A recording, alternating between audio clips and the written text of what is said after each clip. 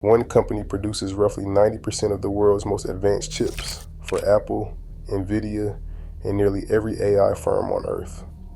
Most people have never heard its name, and almost all of it sits on a single island. Taiwan Semiconductor Manufacturing Company, known as TSMC, operates almost entirely behind the scenes. It never sells a single branded product to consumers, yet its factories supply the chips at the heart of Apple's iPhones, NVIDIA's GPUs, AMD's processors, and much of the world's AI infrastructure. Industry analysts often cite a widely circulated estimate. TSMC produces about 90% of the world's most advanced chips, though this figure refers to leading-edge nodes, meaning the latest, smallest, and fastest transistors, not the total volume of all chips. For overall foundry services, TSMC's reported share reached about 70 to 72% in 2025, far ahead of any rival. In February 2026, TSMC's market capitalization briefly crossed $2 trillion, making it Asia's most valuable company at that moment, a number reflecting the value investors assign to its future profits and strategic position. A statement often attributed to former U.S. Secretary of State Mike Pompeo circulates in policy circles. Whoever controls TSMC controls the world economy.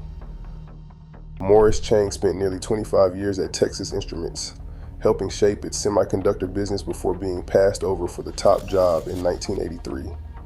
Soon after, Taiwan's Industrial Technology Research Institute recruited him to lead a new project.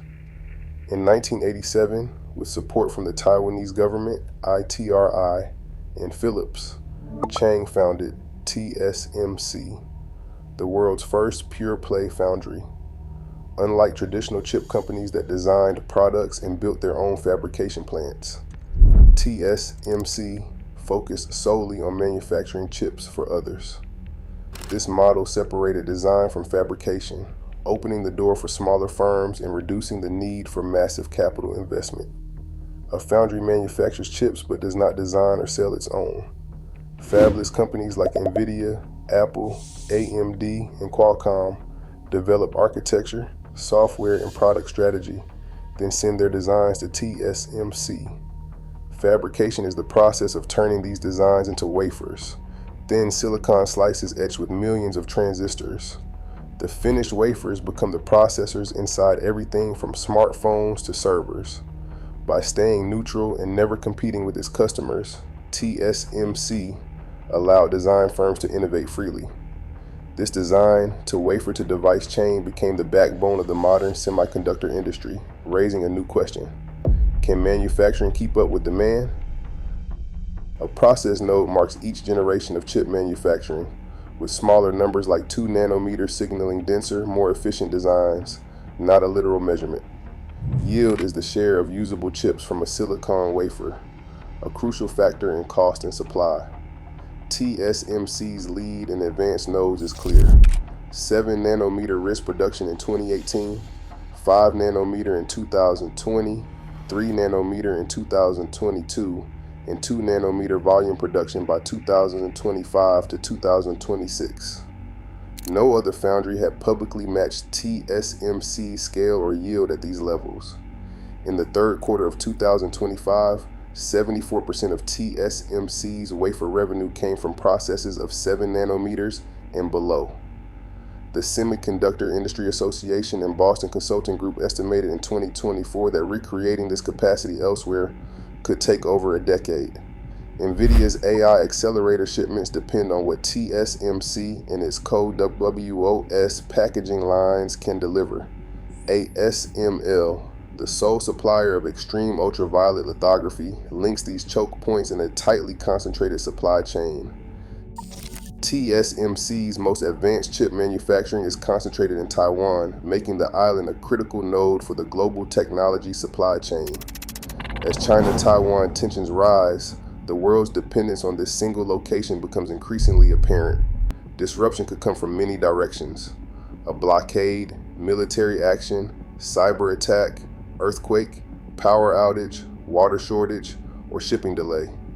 Any of these could halt production of chips used in iPhones, NVIDIA AI accelerators, AMD processors, Qualcomm chips, and the servers that run cloud computing, affecting nearly every major technology company at once.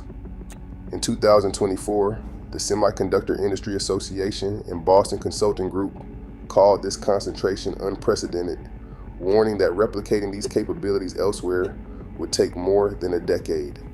TSMC's expansion into Arizona, Japan's Kumamoto, and a planned German facility mark steps toward geographic diversification, but these fabs require years of construction, equipment, skilled labor, specialized suppliers, and stable yields before they can match Taiwan's output.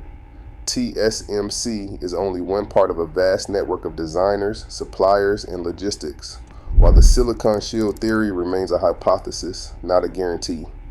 With U.S. export controls adding pressure, the question remains, is TSMC a supplier or the world's strategic choke point? Every major leap in AI capability and smartphone performance now depends on access to TSMC's advanced manufacturing. The company's process decisions, pricing, and capacity expansions ripple through the balance sheets and product timelines of Apple, NVIDIA, and every firm competing in high-performance computing. Apple's ability to launch new iPhones or Macs on schedule is tied to TSMC's yield and allocation. NVIDIA's AI accelerator shipments, and thus the pace of global AI infrastructure build-out, hinge on how many cutting-edge wafers TSMC can deliver. The contest between the United States and China for semiconductor leadership is no longer just about who can design the best chip, but who can secure the scarce manufacturing slots needed to turn those designs into reality. As spending on AI data centers accelerates, the significance of this bottleneck only grows. TSMC does not own Apple or NVIDIA, nor does it design every AI chip, but its unique manufacturing leverage shapes when, where, and how the world's most important digital products become possible. Whether new fabs in the US, Japan, or Europe can meaningfully reduce this concentration and keep pace with explosive demand remains an open question. TSMC's capacity now steers the direction of global innovation. As technology and geopolitics collide, who secures its favor and its factories shapes the next chapter of the digital age.